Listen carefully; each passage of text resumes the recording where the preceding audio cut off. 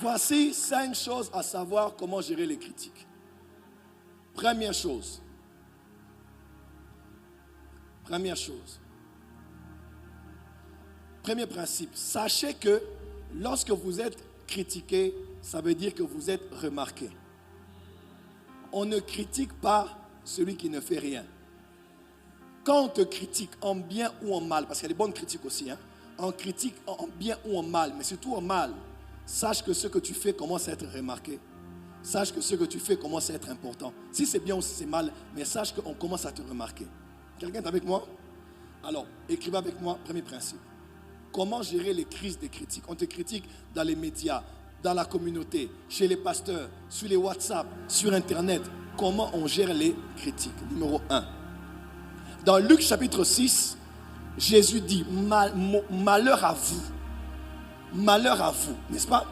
Malheur à vous si on ne dit que de bonnes choses vous concernant. Il dit, mais heureux serez-vous quand les hommes parleront en mal de vous à cause de moi. Ils feront ceci, cela, parce que c'est ce qu'ils ont fait à vos pères les prophètes. Ils ont fait ça à vos pères les prophètes. Numéro 1, si tu es prophète et que tu n'es pas critiqué, tu n'es pas un prophète. Si tu es un prophète et que tu as une bonne réputation, tu n'es pas un vrai prophète. Aucun vrai prophète n'a une bonne réputation. Même Jésus-Christ, Luc 24, qui était un puissant prophète venu de Dieu, qui a opéré avec un ministère puissant, parole et en œuvre, Jésus avait une mauvaise réputation dans sa communauté. Il mangeait avec les gens de mauvaise vie. Il était entouré des femmes, des hommes riches. Il faisait des faux miracles, il les chassait au nom de Belzébul. Il était critiqué de tous les maux. C'est la raison pour laquelle même on l'avait arrêté jusqu'à le crucifier.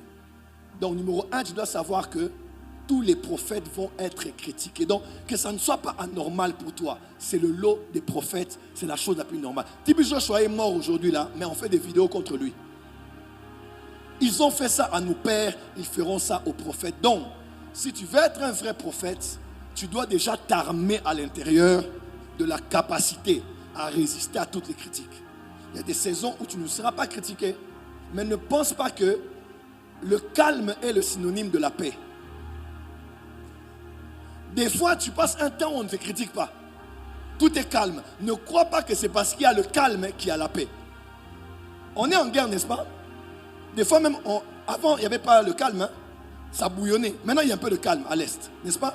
Parce qu'on n'entend pas beaucoup de nouvelles. Mais ça ne veut pas dire qu'il y a la paix.